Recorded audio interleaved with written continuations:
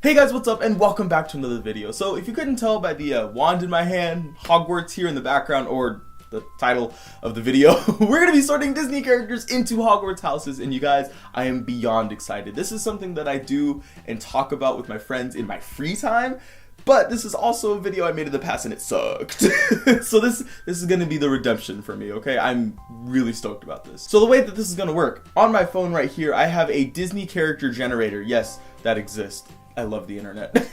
I have a Disney character generator. I'm going to be pulling up a few characters and I'm going to be sorting them into their Hogwarts houses. Sounds simple enough, right? Well, let's jump in. I'm excited. Oh, before we start, because I know some of you guys are going to ask, I'm a Gryffindor. What house are you guys in? Let me know down in the comments below.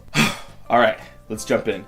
First Disney character to be generated is Dr. Faciliate. Interesting. He is one of, if not my favorite Disney villain. I love this dude, but let's think about him for a second. So he actually uses magic. He very well could be a wizard, but the way that he got his magic and the way that he uses his magic is by making a deal. He wants more power and he definitely doesn't seem to care what's in his way. Now that sounds kind of Slytherin, but that last part about not caring what's in the way, that's reckless. That could be Gryffindor. But you know what?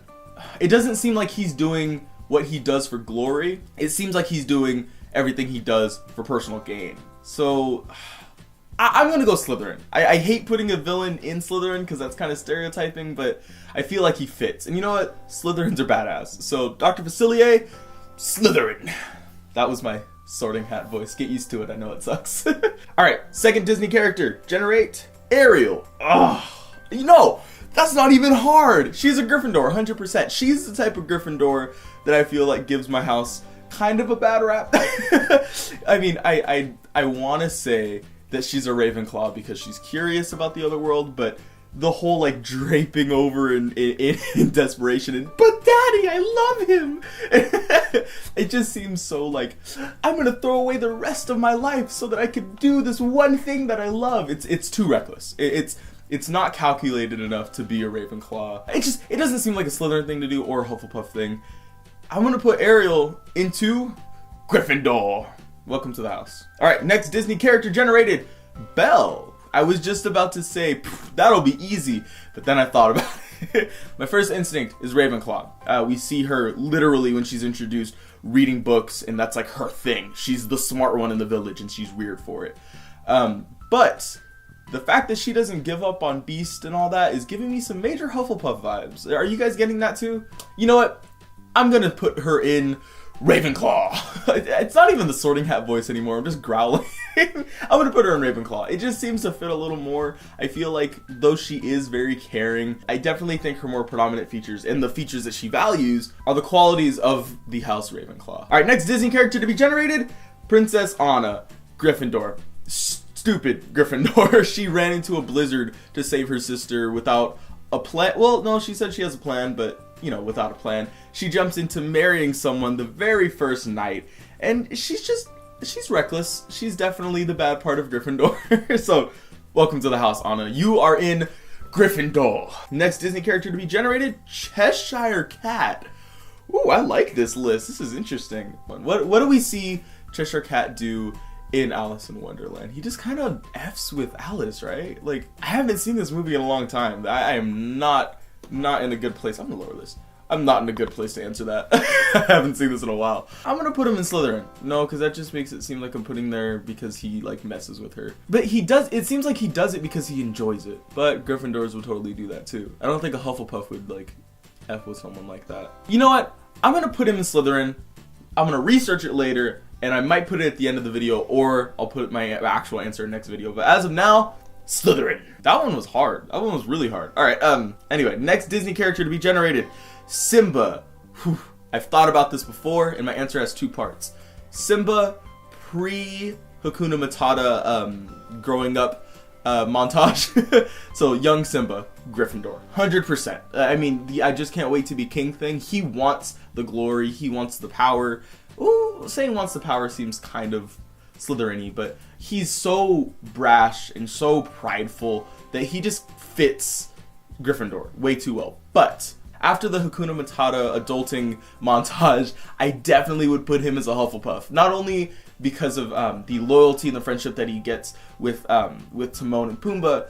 But when Nala comes back and she tries to tell him, like, look, you need to be the one to take this power, you need to be the one that sits up on the throne, he's not jumping at it anymore. He's not excited by the idea of power. If anything, he doesn't really want it. And when he does do it, he takes it because it's the right thing, not because of the glory, not because it'll finally get him the throne that he deserves, but because it's what he needs to do to save his family and his friends. He does it because it's the right thing to do. And that, to me, screams Hufflepuff. If you guys don't agree, let me know down in the comments. But Simba, you are in Hufflepuff. I always like when you can put a hero character in a house that's not Gryffindor. It's like when you put a villain that's not in Slytherin. It's a lot more interesting. Anyway, next Disney character to be generated, Flynn Rider. I don't know. Definitely at the beginning of the movie, he was a Slytherin. Super cunning, like, amazing. I love his character. But did he change after Rapunzel? Okay, I feel like the way that he changed was to value people, but I don't think he himself changed, like, the cunning side. You know what I mean? I'm gonna, you know what? Flynn Rider, you are in Slytherin, okay? I'm sticking with that. Alright, next Disney character, Jafar. I don't want to, but Slytherin. I don't, you know what? I just realized I've been doing this the whole time. The Sorting Hat doesn't have a wand. It just works, alright? Leave me alone. He's a Slytherin. He does exactly what he does whatever it takes to get what he wants, and he's very cunning. I don't like Jafar, like, I mean, he's a villain, you're not supposed to. But I don't like him, but he's good at getting what he wanted. He orchestrated a plan from so many different sides, and he was super cunning about it. Like, he's a really good Slytherin. I definitely think he belongs in Slytherin. Next Disney character, Cogsworth. Ravenclaw. Things are supposed to be done on time in a specific way, and I want it to go that way.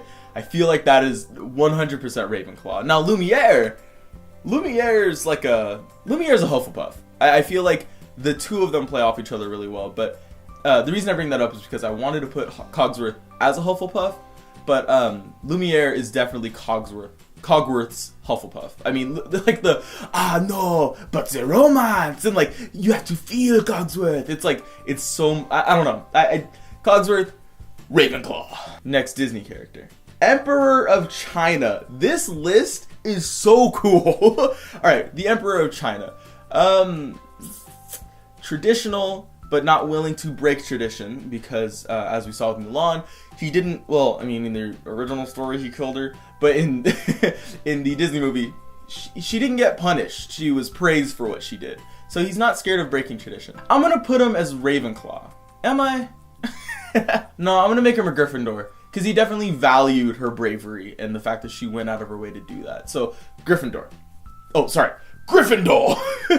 Next Disney character is Captain Hook. Okay, the thing about Hook, he, I think, wants to be cunning. I think he wants to be like the mastermind pirate, but he's bumbling. He's a bumbling Disney villain, and I've talked about this on the channel before. He is a very good example of a villain that is just bad at villainy. He's not cunning, definitely not smart, or it doesn't seem to value it, at least. His loyalty is constantly shot. Smee is only his friend when he needs Smee to do something for him, so he's not loyal.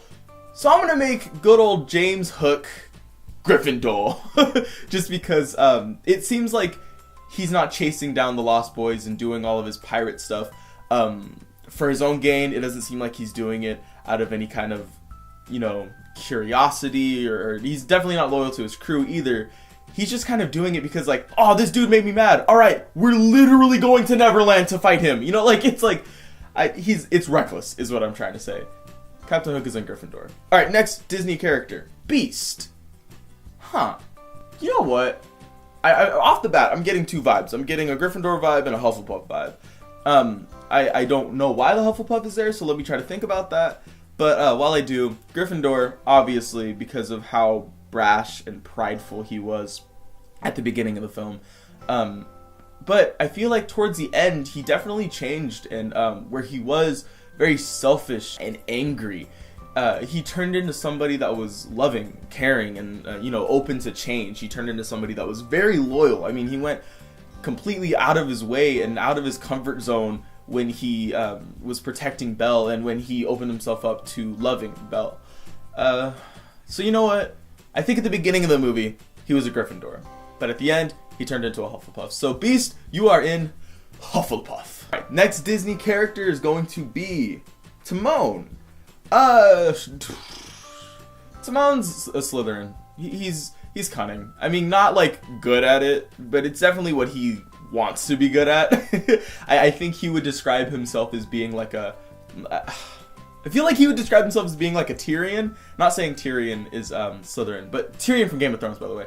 I feel like he would describe himself as like, you know, my weapon isn't a sword or, you know, claws. It's not strength. His weapon is his tongue. I feel like Timon tries to talk himself out of situations or perform himself out of situations. And I don't know. I'm going to say that he's a Slytherin. So Timon, Slytherin. Next Disney character, and we are getting towards the end here. So let's say this is the second to last, okay? So Stitch. Hey, he's in the background. All right, Stitch. You know what? Come here, dude. Can I sit you here? There we go. All right, Stitch. What house would you be in, dude? So Stitch at the at the very beginning of the movie, Stitch definitely seems to be a Slytherin. Not just because he was evil, but because of his attitude of like, I don't know. No, you know what?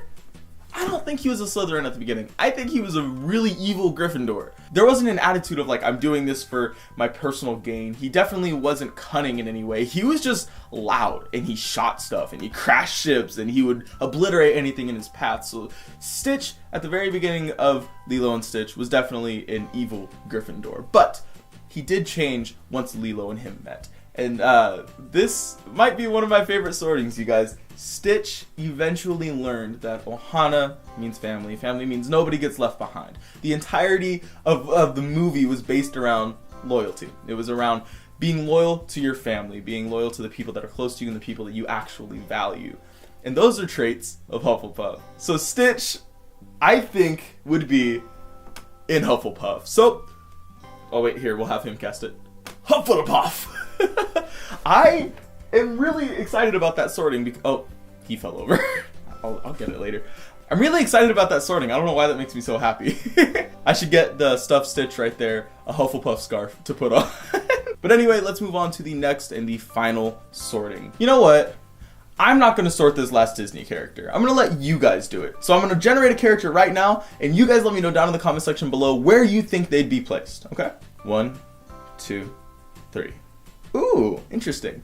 Your character is going to be Peter Pan. I actually don't know where I'd place him, so I'm interested to see what you guys think. The last time I did a video like this, I actually left it up to you guys to sort Alice from Alice in Wonderland, and the overwhelming consensus seems to be that she'd be in Ravenclaw. So if any of you commented that, well, you won. But now it's your time to sort Peter Pan. I think I have an idea where I'd put him, so I'll post that down in the comments, but let me know your thoughts. But anyway, that's all that I got for you guys today. I super enjoyed this. I hope it made up for the last one, but I hope you enjoyed too. And if you did, make sure to leave a like below and subscribe while you're down there if you haven't already. We have a great little Ohana here, and you would look great in it. I will see you guys next week with another video. I can't wait to see your responses to all the questions I asked you in the comment section below. Let me know where you think Peter Pan would be placed, and I'll see you next week with another video. But until then, go do some good stuff later.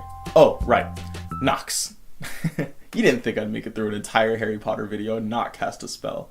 Come on.